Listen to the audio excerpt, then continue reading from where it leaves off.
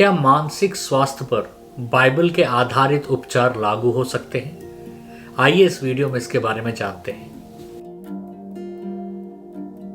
हाँ, हम बाइबल में मानसिक समस्याओं का उपचार हम बाइबल में पढ़ते हैं, क्योंकि परमेश्वर सिर्फ हमारे शरीर को ही नहीं बल्कि हमारे मानसिक परिस्थितियों में भी परमेश्वर हमारे साथ है। जब हमारे मानसिक परिस्थितियां बिगड़ जाते हैं और हिल जाते हैं, परमेश्वर हमारा मदद करना चाहता है।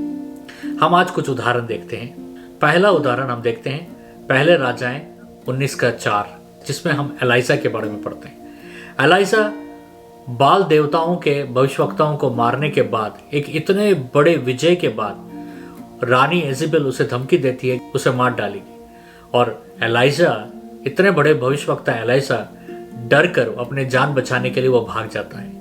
उसके जीवन में एक ऐसा समय आता है कि जब वो प्रार्थना करता है कि परमेश्वर, मैं जिंदा रहना नहीं चाहता हूं, परमेश्वर मुझे अब मार दीजिए।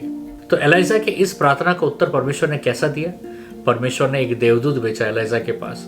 उस देवदूत के द्वारा परमेश्वर ने एलाइजा को खाना खिलाया। खाना खिलाने के बाद परमेश्वर ने एलाइजा को आश्वासन दिया और अपनी उपस्थिति और अपने बातों से एलाइजा के मन को स्थिर किया।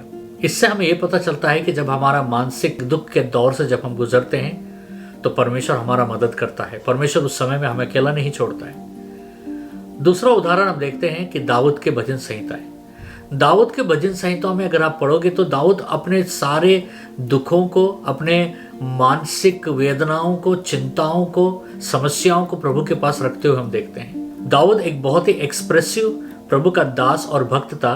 दाऊद के सारे भावनाएं, जितने भी एक्सप्रेशंस हैं, वो सब भजन संहिताओं में पढ़ सकते हैं। एक उदाहरण के रूप में एक भजन संहिता हम पढ़ते हैं, भजन संहिता 42:11 में, जहां दाऊद कहता है कि मेरा मन उदास है, लेकिन वो अपने मन से बात करते हुए कहता है कि हे मेरे उदास मन, उदास होने का जरूरत नहीं, प्रभु के वाचाओं में तू बल पा, क्योंकि तेरा भरोसा परमेश्वर है।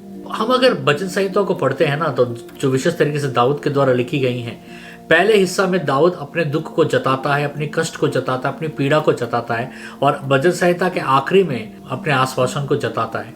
तो बीच में क्या हुआ? परमेश्वर के पास जब वो अपना दुख रखा, अपना टूटा हुआ मन को रखा, परमेश्वर आकर उसके मन को आराम दिए, अपने वाचा से भरे, परमेश्वर ने उसको शांति दिया।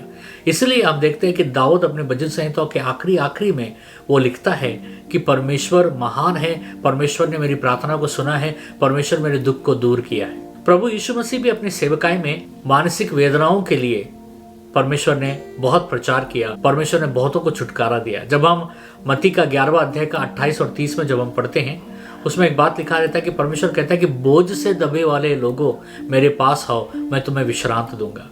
तो ये किसके बारे में परमेश्वर बात कर रहा है? परमेश्वर बोझ से दबे हुए लोगों, माने सांसारिक बोझ से दबे हुए हैं, जो मन के वेदनाओं से दबे हुए हैं, जो मन के टूटने के कारण जो दबे हुए हैं, उन सारे लोगों को प्रभु उनके पास बुला रहा है। और प्रभु कह रहा है कि मेरे पास तुम्हारे मन का इलाज है, मेरे पास वो शांति है जो मैं तुम्हें देना चाहता हूँ, जिससे तुम्हारे मन में राहत आए।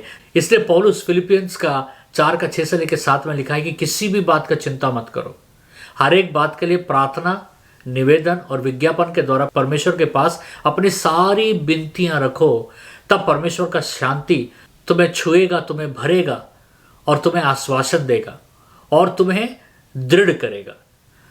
तो चिंताओं के बारे में अगर हम बात करें तो हाँ, बाइबल सिर्फ शारीरिक चंगाई पर ही नहीं, बाइबल हमारे मन के चंगाई पर भी, बाइबल के जितने भी उपदेश है, बाइबल में जितने भी वचन परमेश्वर ने लिखा है, वो सब हमारे मन को धीरज देने के लिए और हमारे मन के बीमारियों को भी चंगा करने के लिए परमेश्वर ने ये धर्मशास्त्र या धर्म ग्रंथ बाइबल को परमेश्वर ने लिखा है। क्योंकि परमेश्वर जो है, बाइबल में कहते हैं, वो हमारे समस्त को चंगा करेंगे। इसका मतलब है द होलनेस। इसका मतलब होता है सिर्फ शरीर ही नहीं, क्योंकि हमारा शरीर, आत्मा और मन तीनों को परमेश्वर चंगा करेंगे।